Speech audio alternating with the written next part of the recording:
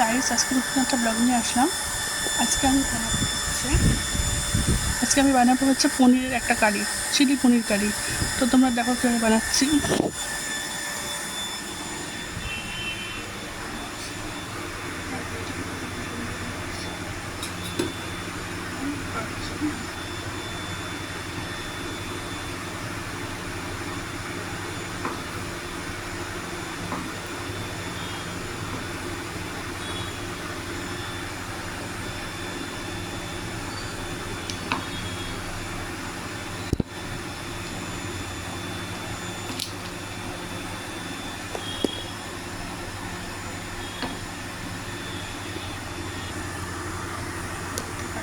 পনিরটা পুরো কাটা হয়ে গেছে, ছোটো ছোটো করে তোমরা পিস করে এভাবে পুরো কেটেছি। পনিরটা পুরো পিস করে ছোটো বড়ো পিস করে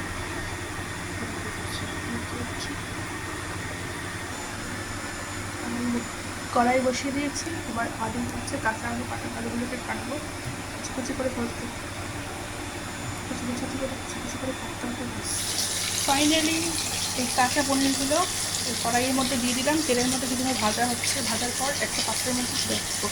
তারপরে এই আলুগুলো কাটা হচ্ছে, আলুগুলো কাটা, ঠিক আছে।